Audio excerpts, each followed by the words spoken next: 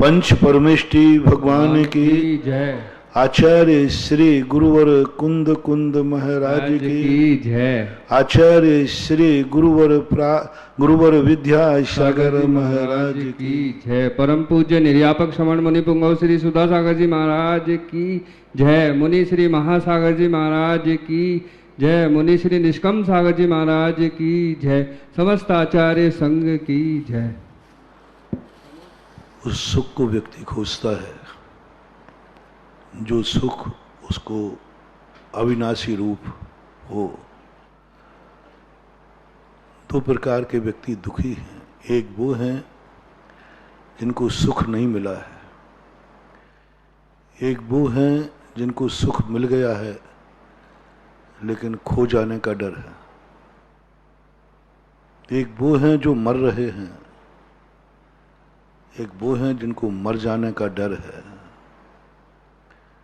एक वो हैं जो सब तरफ से अभाव में जी रहे हैं, एक वे दुखी हैं जो सद्भाव में भी अभाव की अनुभूति कर रहे हैं। जीते हुए भी मरने की अनुभूति होती है। हर व्यक्ति 24 घंटे होते हैं, जी रहा है और अनुभव में मरना आ रहा है। सड़क पर चलते हैं, जिंदा चलता है व्यक्ति, लेकिन अनुभूति मरने की होती है, कोई गाड़ी का एक्सीडेंट ना हो जाए। व्यक्ति गाड़ी में बैठ के जा रहा है, जिंदा बैठा हुआ है, अनुभव में मौत का साया उसके पीछे लगा है। मरने के बाद मौत पीछे पड़ती है तो कोई बड़ी बात नहीं है, लेकिन जिंदा दिल वाले को मौत पीछे पड़ जाए उसे आप लोग भूत कहते हैं, ऊपरी बाधा कहते हैं। और ये भूत तो हर व्यक्ति को लगा है। जिंदा व्यक्ति के पीछे मौत का साया किसके पास नहीं है? कौन नहीं है? आज पूरा विश्व जिंदा है, बहुत कम मरे हैं, ज्यादा नहीं मरे, भारत में तो कम, लेकिन मौत का साया हर व्यक्ति के पीछे है। हम महाराज लोगों के पास पीछे भी है, तभी तो लॉकडाउन करके बैठे हैं। ये लॉकडाउन किस लिए? हम लोग अभी जिंदा हैं, सब जिंदा हैं, सकुशल हैं, लेकिन साया डर भय मौत का है। और कोई बीमारी से डर नहीं, कोरोना से डर रहे हैं क्योंकि ये मौत लेती है। जब अपन थोड़ी विहंगम दृष्टि देखते हैं तो ये कैसा संसार है। इस संसार में जिंदा रहने वाले के, हर जिंदा रहने वाले के पीछे मौत का साया है। मौत पीछे दौड़ती है, हर कार्य करते समय मौत दौड़ती है। सोने के पहले भी डर लगता है, कल प्रातःकाल सूर्य उदय देख पाऊंगा या नहीं देख पाऊंगा, क्योंकि इसने ना जाने कितने आदमियों को देखा है जो शाम को सोए हों, सुबह उठे नहीं तो वो साया स्वयं के मन में भी आता है। तभी तो जैनाचार्यों ने जिनवाणी में कहा, ये झूठ नहीं है, कम से कम रात्रि में सब त्याग करके सोया करो।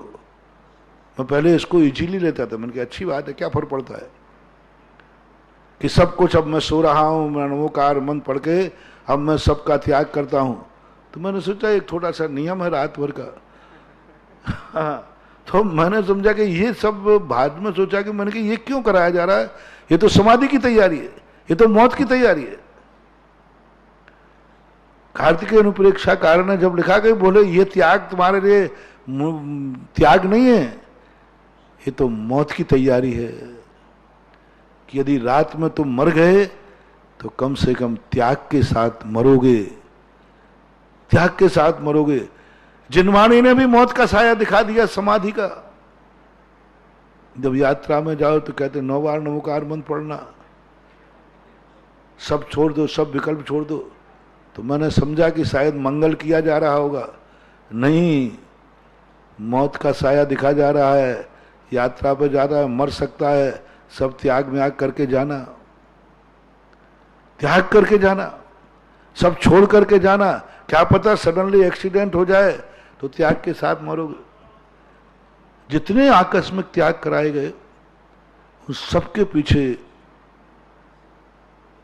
कहीं ना कहीं किसी न रूप में मौत खड़ी दिखी है सर्वज्ञ भगवान को, जिनवाणी माता को, गुरुओं को, अपन सबको, सबके लिए मौत दिखी है पीछे। सब गाड़ी में ब्रेक लगाया गया,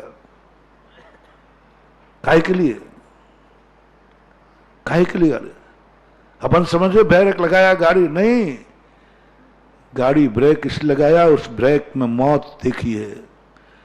ब्रेक लगाने वाले ने, ब्रेक के आविष्कार करने वाले ने पीछे मौत खड़ी हुई देखी थी, बोले ब्रेक लगाओ, पीछे मौत खड़ी है, या तो स्वयं मरेगा या सामने वाला मरेगा।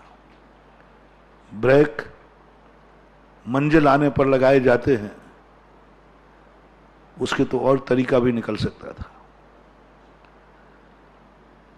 लेकिन ब्रेक लगाने का मूल उद्देश्य, ब्रेक का उपयोग सबसे ज्यादा एक्सीडेंट रोकने के लिए होता है कि गाड़ी को रोकने के लिए होता है? जितनी तुम गाड़ी चलाते हो पैर रखे रहते हो, अब गाड़ी तो निकल रुकना है 500 किलोमीटर पर ब्रेक पे पैर क्यों रखे हुए हो? मौत को रोकने, या तो सामने वाला मरेगा या फिर मैं खुद मरूंगा। ब्रेक में मौत का साया है। हॉर्न बजा रहे हैं आप, मौत का साया है। आप एक्सीलेटर घुमाते हैं क्या? हैंडल घुमाते हैं, स्टीयरिंग घुमाते हैं, मौत का साया है। आप क्यों जाग रहे हैं? गाड़ी को स्टार्ट करके सो जाओ ना, नहीं सो सकते, मौत का साया है। यदि थोड़ी सी झपकी आ गई तो कितने निपटाएगी मौत? जितने सामने आएंगे उतने, और जितने बैठे हैं सब जाएंगे। तो गाड़ी में बैठा हुआ व्यक्ति जाग क्यों रहा है? क्योंकि उसके पीछे मौत का साया दिख रहा है उसको। मौत का साया देख, एक सेकंड को भी मत सोना, नहीं तो ये मौत भूत है, ये पकड़ लेगी। बहुत जागरूक बहुत है, न जाने कितनों को मौत निकल जाएगी ये, सावधान। घूमने गए खुशी के लिए, मैनाल घूमने गए, बल्लियां लगी हैं वहां पर, सीढ़ियों पे लगा आगे मत जाना, आगे मत जाना, किसी और कारण नहीं रोका जा रहा है, मौत खड़ी है, मौत का साया है, मौत का साया खड़ा है वहां, मौत खड़ी है, वहां बल्ली लगा दी गई, यहां से आगे मत जाना, ये मौत का साया है, डेंजर जोन है, मौत का साया। अपन समझते रेलिंग है, रेलिंग नहीं है, उस तरफ मौत खड़ी है। हाँ, मौत खड़ी है, खाइए। हर चीज पे, सारी दुनिया में जितनी भी सावधानियां हैं, मौत का साया पीछे खड़ा है। अब बोलो, अब जिद्द जीने का आनंद लोगे या मौत की घबराहट? मुझे तो ये लगता है दुनिया जिंदा होकर के भी जीने का आनंद नहीं ले रही है, क्योंकि उसके पीछे मौत खड़ी है। क्या जिंदगी में आनंद तुम उठा पाओगे? एक बार एक बादशाह ने बीरबल से कहा, एक बकरी को सामने दिया, बोले इस बकरी को 1 महीने की तुम्हें मोहलत दी जाती है, इस बकरी को खूब खिलाओगे, जितना खाएगी उतना खिलाओगे, भर पेट, भूखा रखोगे नहीं, लेकिन ध्यान रखना ये मोटी नहीं होना चाहिए और पतली नहीं होना चाहिए, वजन तौल लो, वजन तौल लो, 1 ग्राम कम नहीं और 1 ग्राम ज्यादा नहीं, और खाएगी खूब, भूखा भी नहीं रखोगे और खूब खिलाओगे भरपेट। बीरबल ने कहा, हजूर आप तो जितना तौल दो, ग्राम और लगा लो इसमें, उतना ही मिलेगी। ध्यान रखना, इसको दौड़ाओगे नहीं, डाइटिंग नहीं डाइटिंग नहीं कराओगे, ठीक है, हो जाएगा। तो बीरबल बकरी को ले गए, इधर जम के खिलावे, उधर सामने शेर बांध दिया, सामने शेर बांध दिया, और शेर सामने बंधा हुआ है, वो जितना खावे शेर की तरफ देखे तो 1 महीने बाद आया, बोले बीरबल किया किया तूने? खुराक से पूछा गया, खुराक तो बराबर खाई, अपनी दशा उसी बकरी जैसी है। संसारी व्यक्ति इधर जिंदगी जीने का कुछ आनंद लेते हैं, उधर मौत रूपी सिंह दहाड़ती है, मैं सामने खड़ी हूं। कार्तिकेय अनुप्रेक्षाकार ने तो इतना गजब का कह दिया कि तुम्हें 24 घंटे क्या महसूस करना है, भगवान को भूल जाना, कोई बात नहीं, चलेगा। आत्मा को भूल जाना चलेगा, सब भूल जाना, लेकिन ये मत भूलना कि तुम्हारी चोटी पकड़ करके मौत खड़ी है तलवार लिए, ये मत भूल जाना। चोटी पकड़ करके मौत खड़ी है तलवार लेकर के खड़ी है, ये मत भूल जाना, बाकी सब भूल जाना। तब मैंने सोचा कि ये कार्तिकेय परीक्षा का जिनवाणी भी हमें इतना डरा दिया कि एक सेकंड को भी मत भूल जाना, मौत तेरी चोटी पकड़ के खड़ी है। क्योंकि हर चीज का कोई ना कोई समय नियत होता है, लेकिन मौत का कोई समय नियत नहीं होता। हाँ, सब हर चीज का समय नियत है। सूर्य अपने समय नियत से निकलता है, जन्म का समय नियत कर है, सब चीजें दुनिया के नियत हो जाते हैं, लेकिन मौत का समय नियत नहीं है।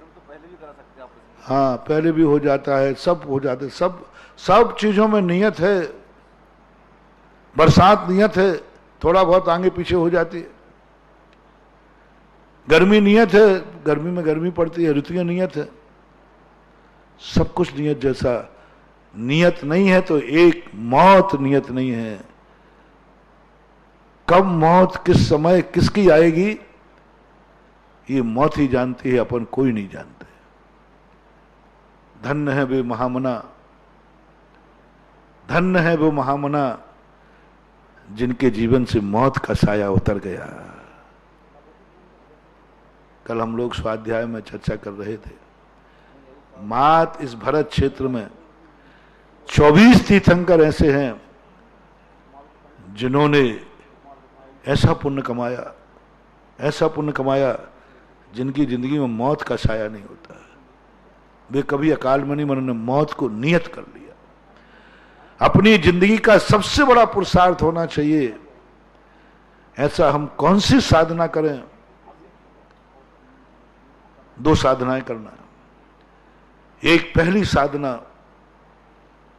कि मौत आवे ही नहीं, ऐसी पर्याय जो शादी अनंत हो, ऐसी पर्याय जो प्रगट तो हो लेकिन नाश ना हो। हालांकि पर्याय सदा व्यतिरेकणी होती है, उत्पन्न हुई है तो पर्याय मिटेगी, लेकिन कुछ पर्याय ऐसी हैं जो उत्पन्न तो होती हैं लेकिन मिटती नहीं है, जिसे हम सिद्ध व्यंजन पर्याय कहते हैं। अर्थ पर्याय तो कभी हो ही नहीं सकती ऐसी। आज तक दुनिया की कोई अर्थ पर्याय ऐसी नहीं हुई जो शाश्वत हो, उसकी तो उम्र एक समय की होती है, मिट जाती। व्यंजन पर्यायों में जरूर सिद्ध पर्याय एक ऐसी पर्याय है जो कभी मिटती नहीं, एक बार प्रकट। तो या तो अपन ऐसी दशा को प्राप्त हो जाए, ऐसी पर्याय को प्राप्त हो जाए जो पर्याय मिटे नहीं, जिस पर्याय को मौत का डर नहीं, अमरता पाली, वो तो अपने पास है नहीं, वो तो अपने पास है नहीं, वो तो इस पंचम काल में मोक्ष होगा नहीं। अब दूसरा एक बात है कि तुम ऐसा कुछ करो जिससे तुम्हारी मौत नियत हो जाए। हर समय नहीं डरावे, खाते समय नहीं डरावे, चलते समय नहीं डरावे। शेर आ जाए तो डर गए, 24 घंटे मौत की छाया का डर। सामने शेर आ गया डर, सांप आ गया डर, अरे कोरोना नहीं आ जाए, क्या आज आदमी से डर रहा है। जो आते ही देखो अभी भूंगड़ा वाले आए, ये आते ही महाराज को देखे दौड़ते थे, चरणों में गिरते थे, और मैं डर रहा हूं इनसे, अरे भाई दूर रहना, दूर रहना भाई, दूर रहना। बताओ क्या समझ में नहीं आता। आदमी से डर रहा है, पंचेंद्रिय केंद्र, अरे मनुष्य से डर रहा है, महत एक इंद्रिय कारण। क्या तमाशा है, ऐसा डर रहा है। कहां पर तो तुम लोगों को देखते ही हमारी आदत रूही कांप जाती, जैसे किसी भक्त ने थोड़ा ही सा हाथ, अरे दूर रहना। क्या है तुम्हारा, कैसा युग आ गया, कैसे पाप किए। कोई रास्ते में चलते हैं तो दूर से चलते, सारे भक्त हैं, सब है, आदमी से डर रहा है। अरे दुनिया में मरे की डेड बॉडी को छूते हैं, मरने के बाद परिवार डेड बॉडी छूने को तैयार नहीं, उठाने को तैयार नहीं। बोले हाँ वहीं कर देना आप, जब इसका डॉक्टर लोग दुरुपयोग कर रहे हैं। देख लो, मौत की छाया ने कितनों को मौत उतार दिया। पता है 125 डेड बॉडी तैयार कर दी एक डॉक्टर ने, क्योंकि उसने जान लिया वो मरीज को लेता, स्वस्थ मरीज को एकदम चेक कराने जाता, उसको कोरोना बता देता, कोरोना बता देता, कोरोना बढ़ते सब परिवार वाले दूर हट जाते, उसको कस्टडी में ले लिया जाता और उसको बेहोश करके ऑपरेशन करके पूरे शरीर की किडनी, लीवर, सारे फंक्शन निकाल दिए जाते और उसको सीधा देता और मृत घोषित कर दिया। अभी 4 महीने के अंदर 125 केस हो गए, एक डॉक्टर के हुए, तो एक डॉक्टर के 125 केस हुए। और कह रहे थे भाई देखो डेड बॉडी है, छू नहीं सकते, देख नहीं सकते, बॉडी दी नहीं जाती, वहीं जला के नष्ट कर दी जाती। और कमेंट घर वाले भी यही कहते, हाँ भाई ठीक है निपटा दो, अब कौन मरेगा।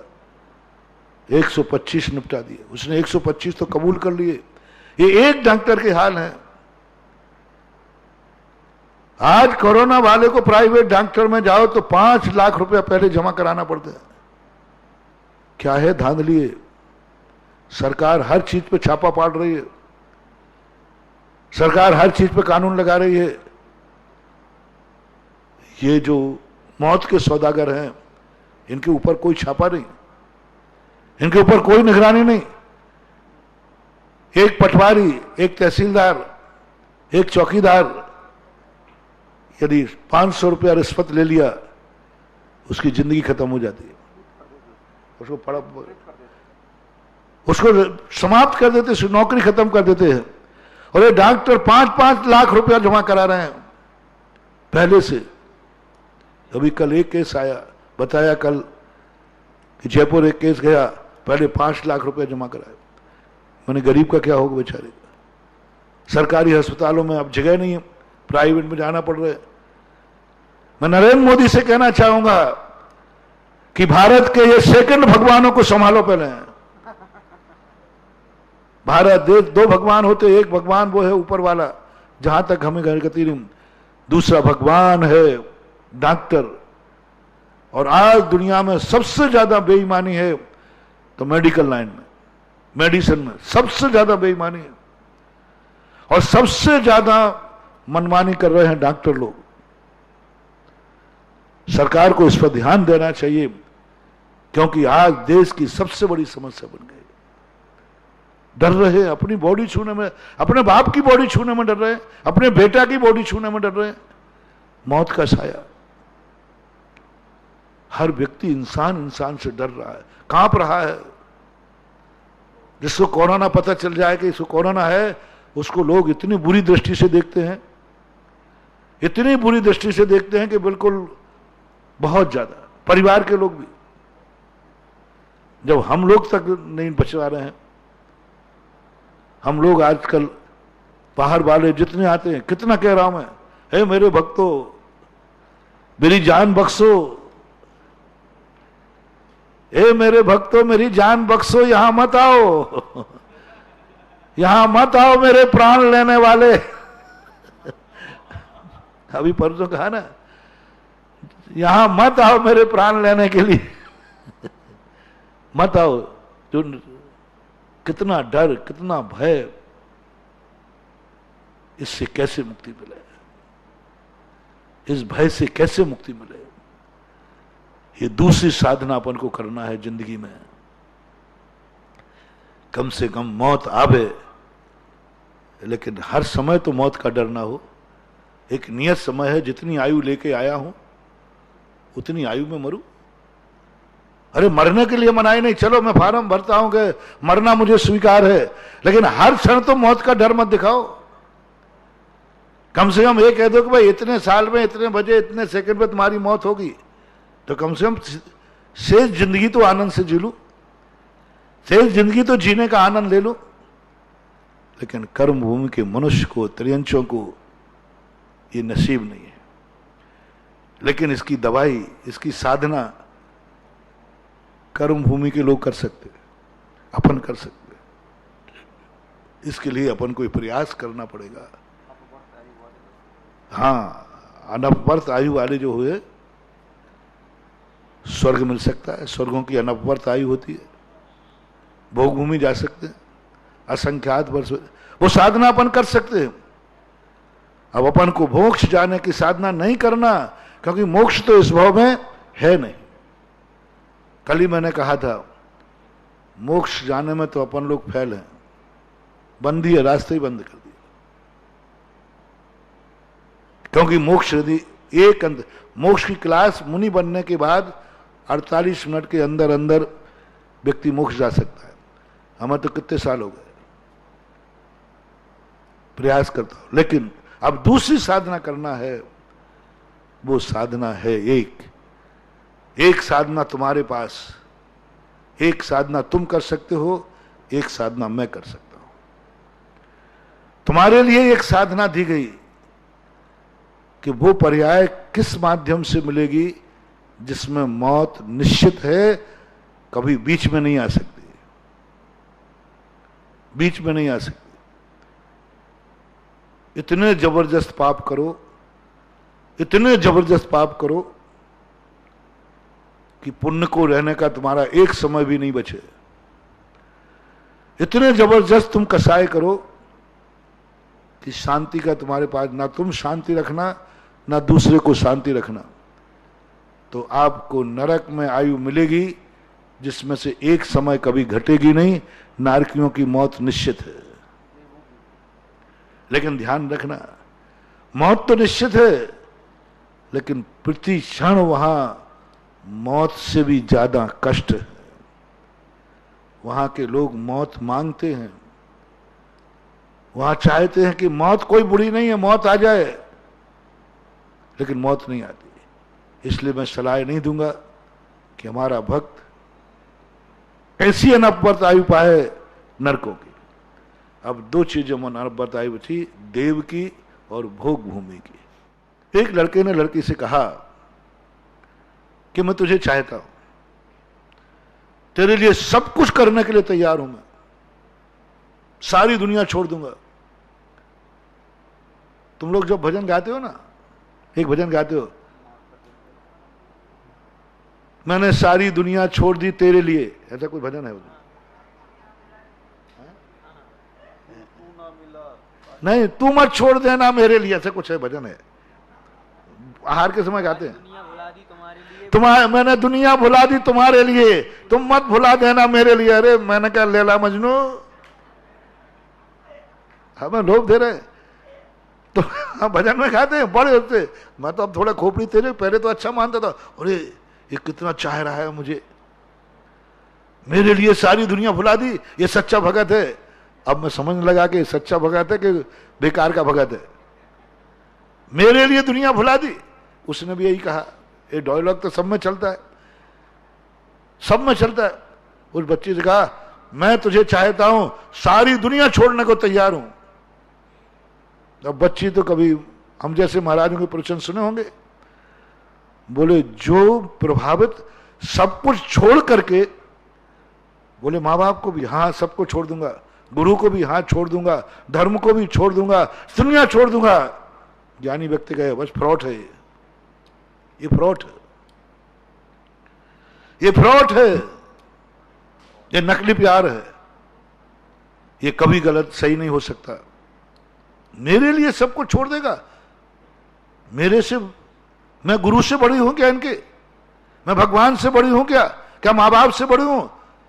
जो 25 साल जिसने दूध पिलाया, 25 साल गोदी में खिलाया, जिसका खून इसकी नस में दौड़ रहा है, जब उसको छोड़ सकता है तो मैं कौन हूं? उसने कहा नहीं साहब, तो बच्ची तो स्त्रियों में मायाचारी बहुत होती है, तो उन्होंने कहा इसको आज दिखाई दें।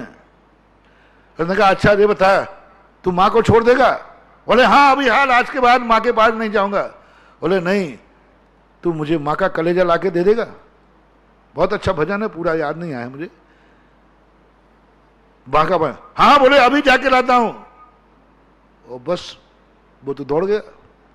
घर में माँ अकेली थी, माँ इंतजार कर रही थी, बेटा आज आया नहीं कॉलेज से, क्या बात हो गई, बेटा कहाँ गया? वो तो रोटी का इंतजार कर रही थी, बेटा बेटा, अरे क्या किया, तू कहाँ गया था, किसी को कहा देख भोजन ठंडा हो गया। वो तो भूखी बैठी थी बेटे के लिए। उसने कुछ आओ देखा ना था और हाथ भर कछुरा मां के जिगर पार किया। उसी भजन की पंक्तियां हैं। और कलेजा लेके दौड़ा। दौड़ते दौड़ते रास्ते में कलेजा गिर गया। रोंगटे खड़े हो जाते जन में। फिर भी मां का कलेजा बोल, ये नहीं कहा कि बेटा तूने ये क्या किया। मां को तो खुशी है, कम से कम बेटी की खुशी के लिए मेरा कलेजा काम तो आया। बेटे की खुशी के लिए मेरा कलेजा काम आया। गिरने के बाद कलेजा बोलता है, हाय मेरे लाल तुझे चोट तो नहीं आई। यानी स्वयं के छुरे की चोट खा गई। और बेटा गिर गया तो उसे गिरने की चोट सहन नहीं हुई। ये कहलाती है मां। बेटे की छुरे की चोट उसको अभी कोई वेदना नहीं दे रही, और मां बेटा गिर गया वो कहते हाय मेरे लाल तुझे चोट तो नहीं आई। जाके पहुंचता है, बोले तुम मां का कलेजा मां को मार के आ गए। बोले हां, धिक्कार है तुम्हें, तुम मुझे नहीं चाहते हो। बोले कैसे नहीं चाहता हूं। बोले जिस मां ने तुम्हें दूध पिलाया, 9 महीने घर में रखा, 25 साल रोटी खिलाई, जब तुम उस मां के नहीं हुए तो मेरे क्या होगे। जब उस मां के नहीं हुए तो मेरे क्या होगे। बातों बातों में बढ़ गई बतंगड़। पुलिस आ गई, लड़की तो लड़की नाम से बरी हो गई और पट्टा जेल चले गए। अब बोलो, वो लड़की समझदार थी, जो मां का नहीं हुआ वो मेरा क्या होगा। जो इन सबको छोड़ रहा है। इसलिए मैं सारे दुनिया के दीवानों से कह रहा हूं, जब कोई तुम्हारे खातिर कुछ दुनिया छूटने लग जाए, समझ लेना तुम्हारी जिंदगी खतरे में जा रही है। चेत जाओ, जाग जाओ, जाग जाओ, दोनों तरफ से जाग जाओ। लड़का जागे, ये बैरन आई है क्योंकि इसका नाम लेते ही मां की आंख में आंसू आ गए थे, रोने लगे थे। वो कभी अपना नहीं हो सकता जिससे संबंध जोड़ने पर मां बाप छूट जाए, जिससे संबंध जोड़ने पर भगवान छूट जाए, जिसके संबंध जोड़ने पर गुरु छूट जाए। महानुभाव, मैं तुम्हारे लिए कुछ नहीं कह सकता। मुझे इसका गम नहीं है कि तुम मुझे छोड़ दोगे, मुझे कोई गम नहीं। मुझे इसका गम नहीं है कि एक भक्त आहार देने वाला कम हो गया, क्योंकि अब हम उससे आहार लेंगे नहीं, क्योंकि उसने गलत संबंध कर लिया। तो मैं इसका गम नहीं है कि एक आहार देने वाला कम हो गया। मुझे इसका गम है कि मेरे भगत की जिंदगी में एक बैरी आ गया जो इसकी जिंदगी नाश कर देगा।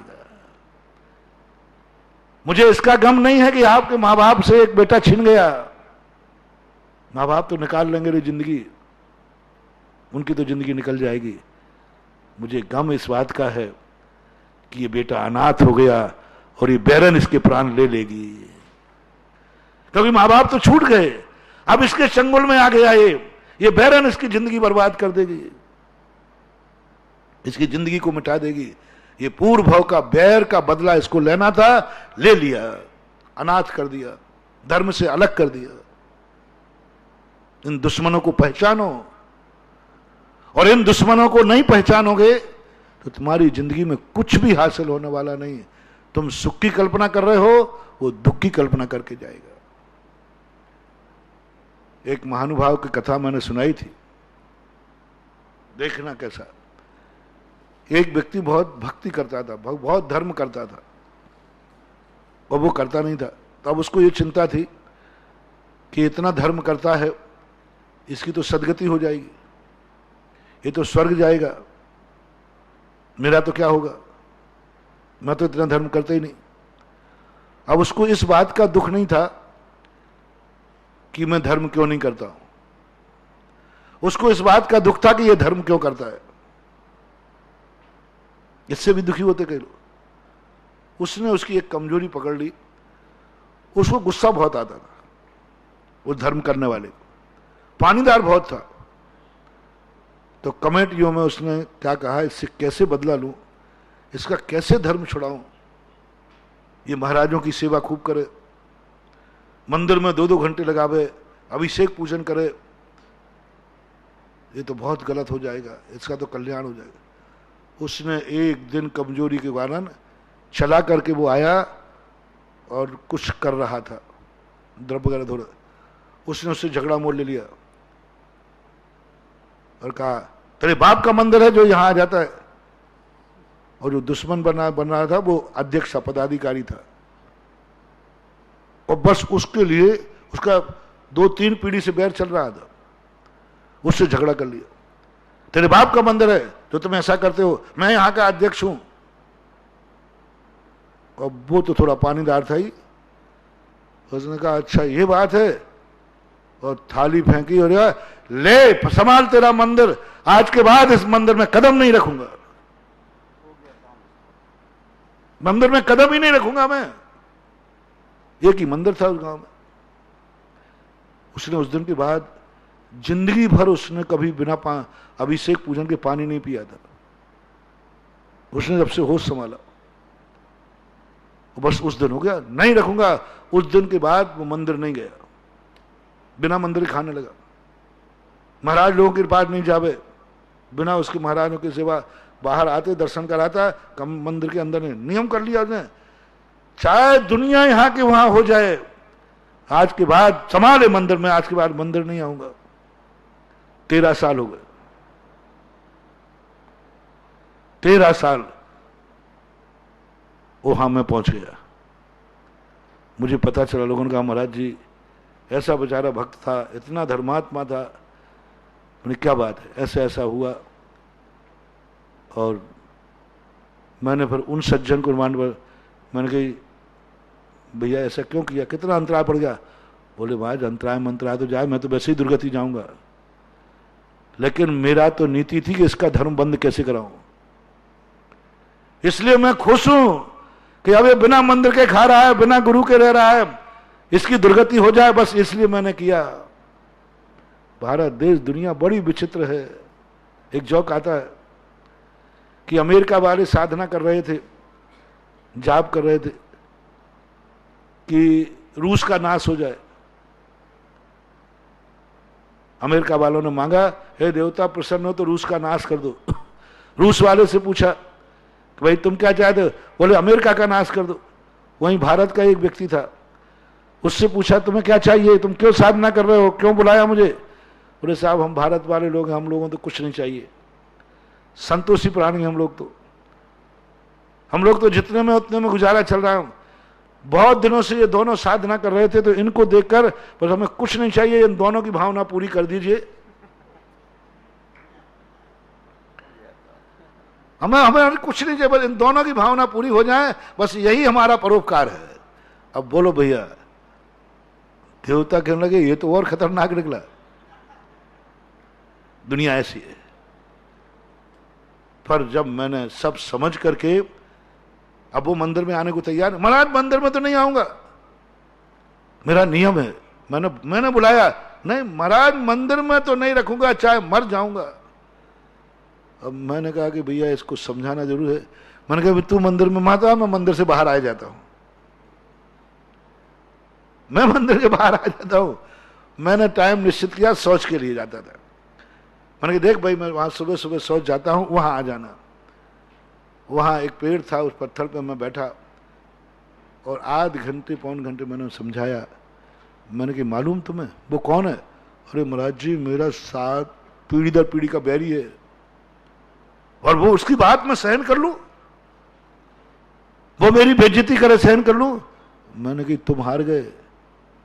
मैंने कहा ओरिजिनल बात ये है कि तुम बहुत धर्म करते थे, तुम्हारी सदगति होती थी, हो जाती, उसको चिंता थी, इसलिए उसने सोचा कि इसका कैसे मंदिर छुड़ाऊं, ये बिना अभिषेक पूजन के खाएगा, दुर्गति हो जाएगा, महाराज के पास नहीं जाएगा, इसलिए वो तो प्लानिंग में खुश है तुमसे।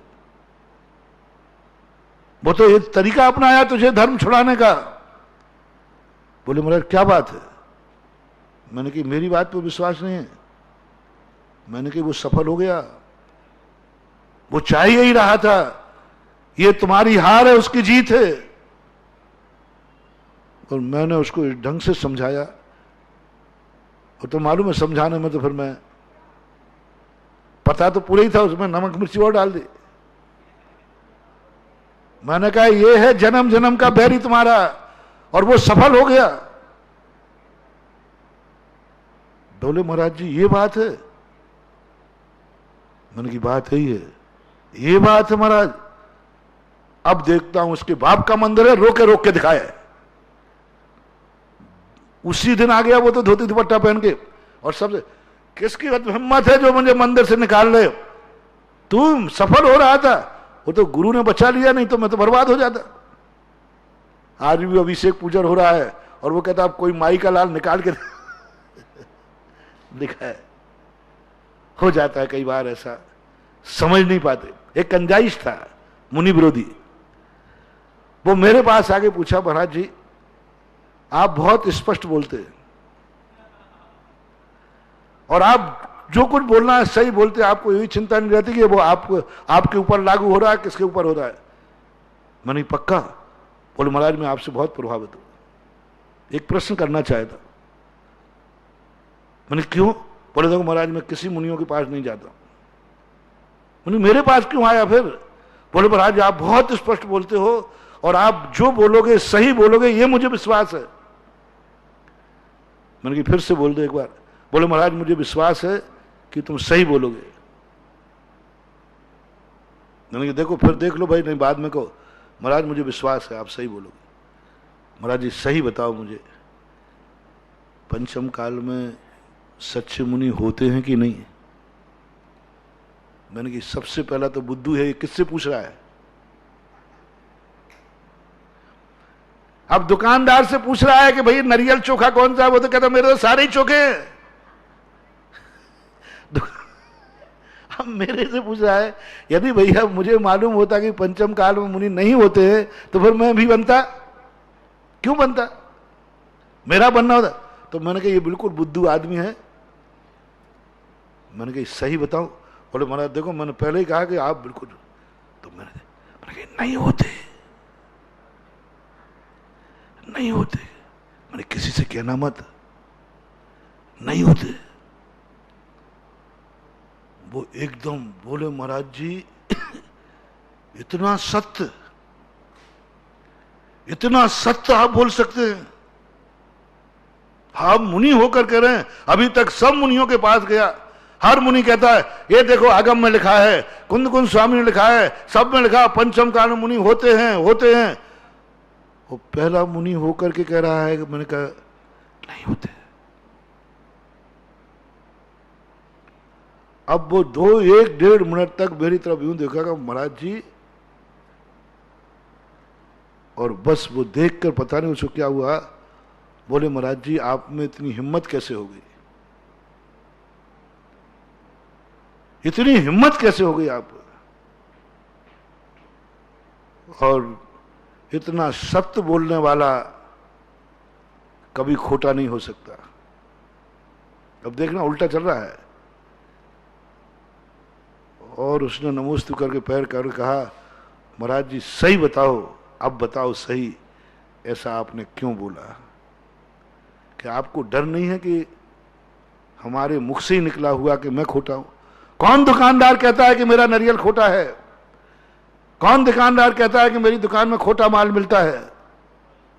आज तक ऐसा दुनिया में कभी नहीं हुआ। जो स्वयं मुनि बन के कह रहा है कि मुनि नहीं होते, ऐसा तो मैंने, ऐसा आपने कैसे बोला? आप ऐसा कैसे बोल गए? मैंने कहा अब सही बताऊं? मैंने कहा तू मेरा दुश्मन है कि नहीं? बोले पक्का हो। मैं मुनियों का कट्टर दुश्मन हूं, बहुत बुरा बोलता था वो मुनियों के प्रति। मैंने कहा बस मैंने भी दुश्मन पुराण पढ़ा है,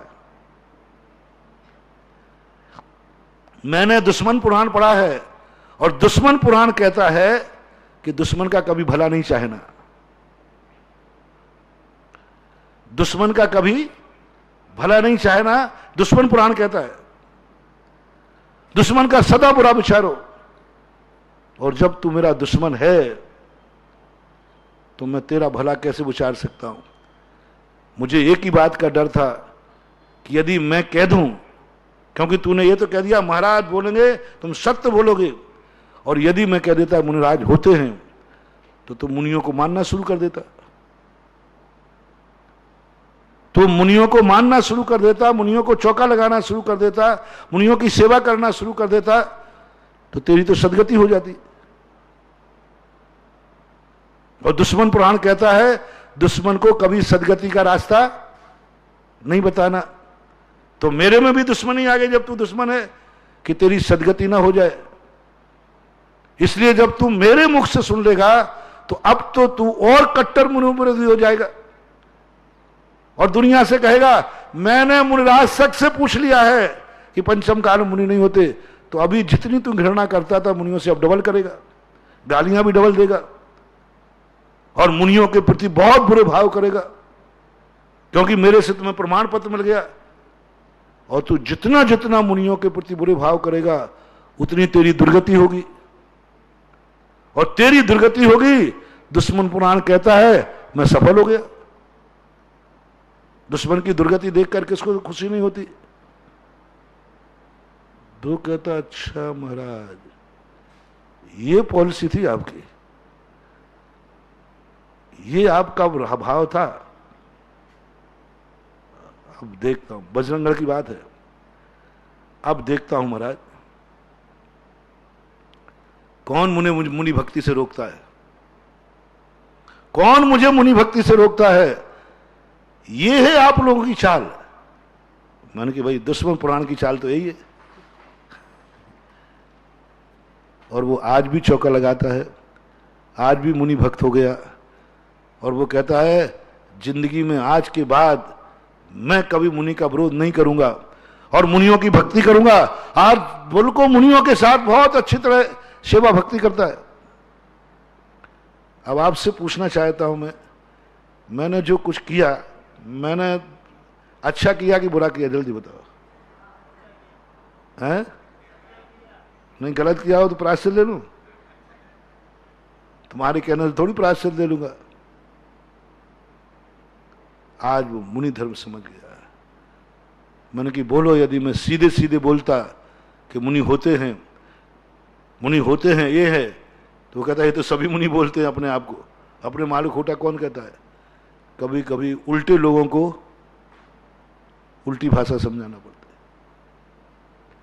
उल्टी भाषा समझाना पड़ती है। एक बेटा शराब पीने के मानता नहीं था, शराब पीता था, गजब का, उसे सारे बाप थक गए, उसके हाथ पैर तोड़ लिए।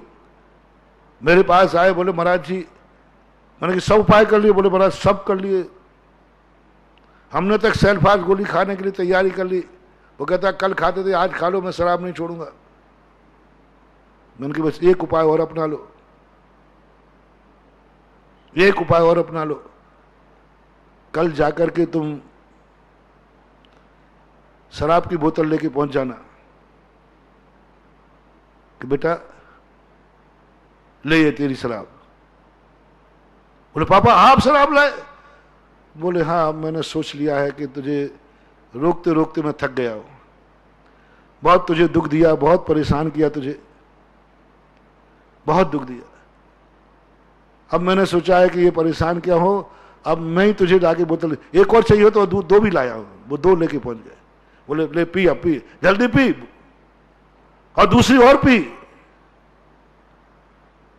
बेटा कहने लगा कि ये पश्चिम से सूर्य कैसे उगाया?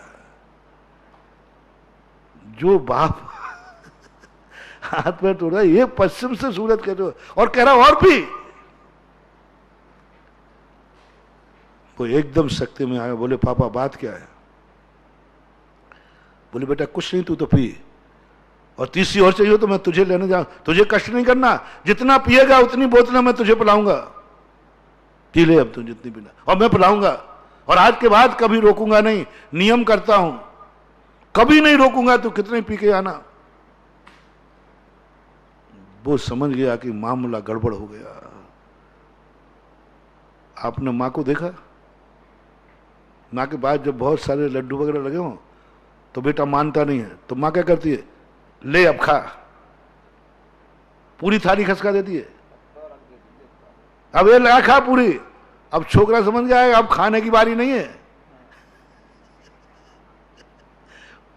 पहले वो इतने से के लिए लड़ रहा था और जैसे ही थाली सरकाई, बेटे की हिम्मत नहीं है, वो कहेगा अब मामला टेढ़ा है, अब यदि मैंने हाथ बढ़ा दिया। कई बच्चे ऐसे होते हैं जो मना करने से नहीं मानते हैं, उनको थाली सरका दी जाती है। हमारे यहां समाधि के समय ऐसा प्रसंग आता है। समाधि के समय कोई मानता है, उसको त्याग है, फिर भी वो कहता हमें चाहिए चाहिए। आचार्य कहते लाओ सुख लाओ, सब कुछ दो इसको, सब खाओ, और खाते तो बनना ही नहीं है। तो ये दूसरे बच्चे जो बिगड़े बच्चे होते, उसने कहा अच्छा पापा ये बताओ आज पश्चिम से सूर्य कैसे उग रहा है, क्या हो गया? नहीं तू तो अब पी ले, मैं कभी नहीं रुकूंगा, पैसे की कमी नहीं आऊंगा, जितना चाहिए पैसा तू पी, और मैं खुश हो रहा हूं, जितना जितना तू पी रहा है उतनी उतनी मुझे बड़ी खुशी हो रही है, बड़ा आनंद आ रहा है। वो सकते में आ गया, बोले बात क्या? बोले बेटा ये रहस्य मैं तो नहीं बताऊंगा, ये रहस्य मैं गुरुजी बता सकते हैं। तो मेरे पास पहले से प्लानिंग तो थी, तो एक बार मेरे पास बुला देना। वो मेरे पास आके बोले महाराज जी आज मेरे घर में आश्चर्य हुआ, ऐसी ऐसी घटना घटी पापा ने, और कह रहा खूब पी, जम के पी। मैंने बताऊं क्या है? प्लानिंग ये बन चुकी है कि तू जितने जल्दी मरे तो जल्दी मर जाए, क्योंकि अब तुझे जिंदा देख देख करके दुख पाता है। तो उन्होंने कहा जितने जल्दी ज्यादा पिएगा, अभी तू कम पीता था क्योंकि पैसे नहीं थे तेरे पास, इसलिए वो सोचा ये ज्यादा पिएगा तो जल्दी मरेगा, जल्दी मरेगा तो कल सुधर जाएगा, फिर शांति हो जाएगी घर में, और सारी संपत्ति दूसरे बेटे के नाम हो जाएगी जो अच्छा है। ये पूरे परिवार में तेरे प्रति प्लानिंग की गई है, और ये करके अब तू मरे, निपट जल्दी, तेरे बाल बच्चे रोड पे आ जाएंगे, तेरी पत्नी विधवा हो जाएगी, और तेरी संपत्ति, ये सब ने सोच लिया है, इसलिए अब सब ने प्लानिंग बनाई कि तू जितनी जल्दी पिएगा। तो वो कहता महाराज जी अच्छा ये बात है, ये बात है। और उसको उठा, बोले महाराज जी ये बात है, पापा की ये नीति, पापा होकर ऐसे विचार। मैंने कहा अब करते क्या बेचारे, दुखी हो गए थे, तो सोचा बुरा आदमी घर में रहने की अपेक्षा मर जाए। आप लोग भी कहते हो, जब बेटा तुम्हारा नहीं मानता है तो कहते इससे अच्छा तो मर जाता। गुस्से में बोलते हो कि नहीं बोलते? मर जाता तो अच्छा था, मैं निपुता रहता तो अच्छा था, यही उन्होंने सोच लिया है। अच्छा ये बात सोच ली, ठीक है महाराज मैं नियम लेता हूं, आज के बाद शराब को हाथ नहीं लगाऊंगा। बोलो ये भी फैंसी ड्रेस कैसी रही?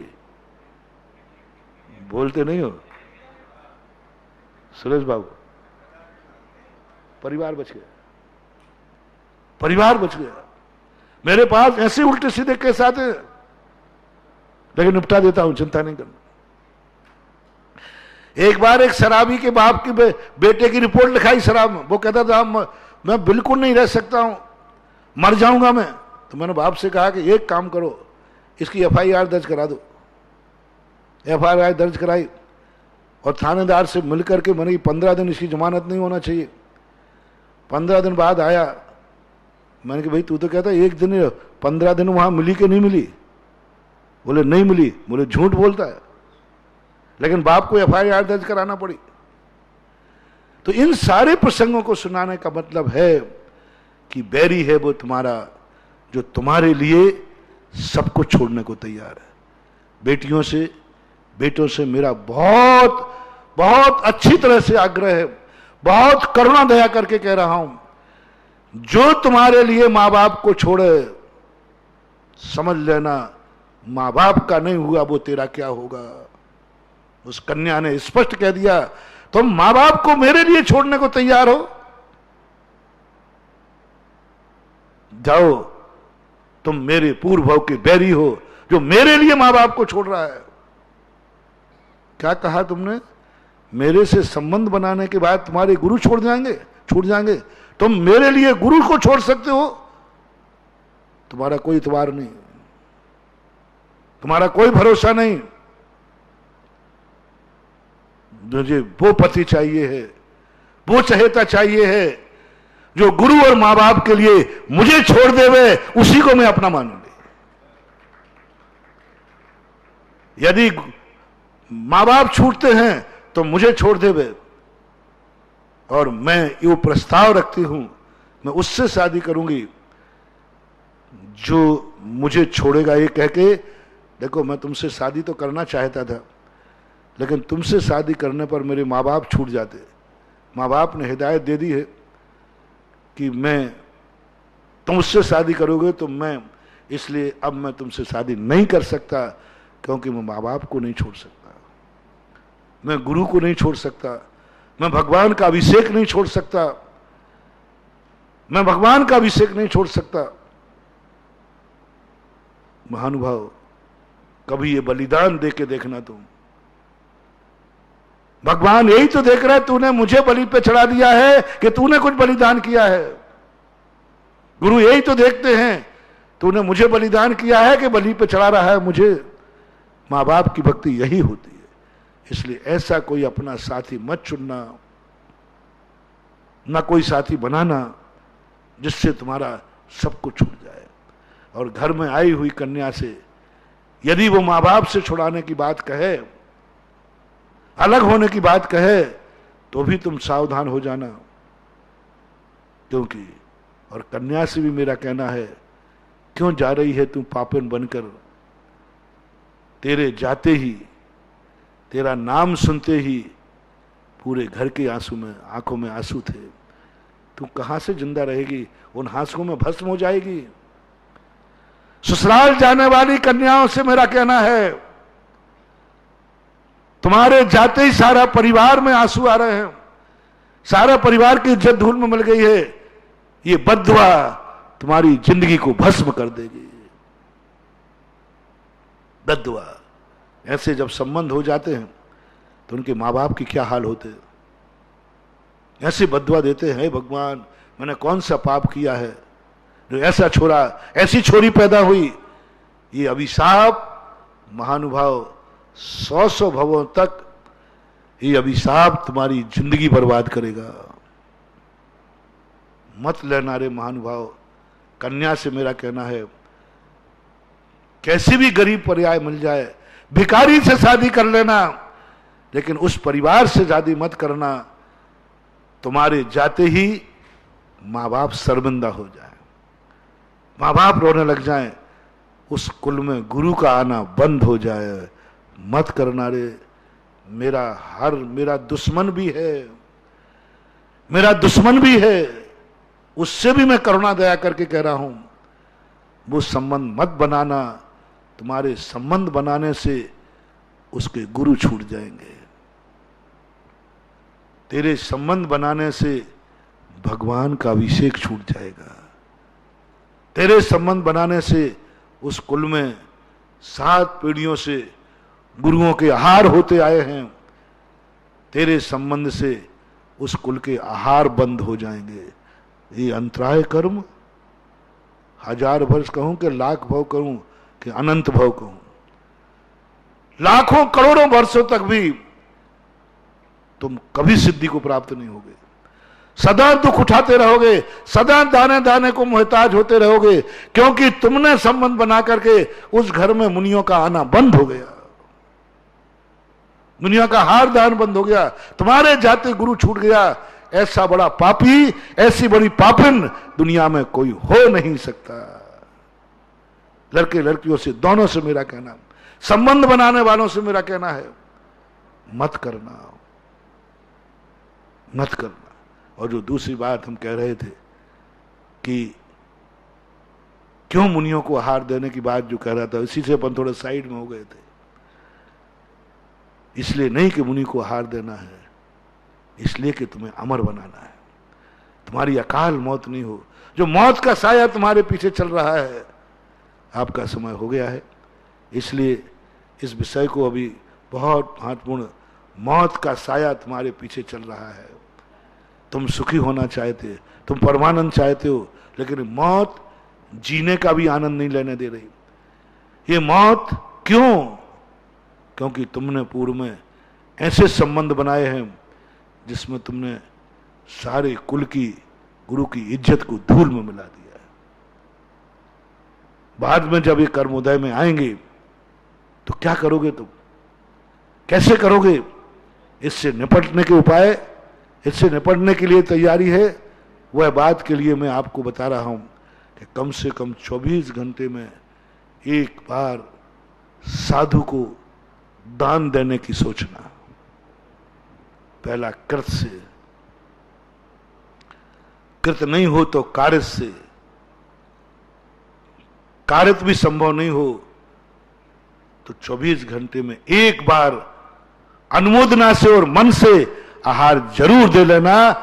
महाराज 3 लोक में, 2.5 दीप में 3 कम 9 करोड़ मुनिराज हैं, उन सबका निरंतराय हो, ये भाव 24 घंटे में एक बार जरूर कर लेना। तुम्हारी इस भावना से महाराज को कोई फर्क नहीं पड़ने वाला। तुम्हारी इस भावना से महाराज के निरंतराय आहार होने वाले नहीं है। लेकिन तुम्हारे लिए मैं अमरता का सूत्र दे रहा हूं कि तुमने जिंदगी में कभी भी भोजन किया है, उसके पहले साधुओं के आहार की चिंता की है, साधुओं के आहार का विकल्प किया है। मैं यही सोचता था, ये क्यों कहा जाता है कि सबके आहार ठीक हो? इससे क्या होने वाला? कोई साधु का पेट थोड़ी भर जाएगा। साधु का पेट भरना किसको है? साधु का पेट भरना किसको है? कौन से शास्त्र में लिखा है? तुम्हें पुण्य कमाना है। अब मुझे समझ में आने लगा ये कितनी बड़ी चीज। जैसे हमने कहा था ना, अब रात में सो रहा हूं, सबका त्याग। अरे मैंने कहा ये क्या मामला है? अरे ये मौत के छाया के लिए है। और ये मैं कह रहा हूं तुमसे, यदि अपनी जिंदगी में ये नियम तुमने ले लिया तो तुम्हारे पीछे से मौत की साया हटना चालू हो जाएगी। मौत तुम्हारी जिंदगी में हटने को चालू हो जाएगी। मौत कहेगी जिस दिन मैं मारना है उसी दिन आऊंगी, उसके बार बार तुम्हें डराने नहीं आऊंगी, किसी भी समय अकाल में नहीं मारूंगी, क्योंकि तुमने जिंदगी में एक नियम लिया है कि मैं साधु को आहार दिए बिना भोजन नहीं करता, कृत से, कार्य से अथवा अनुमोदना से। आगे अपन और चर्चा करेंगे। महावीर भगवान की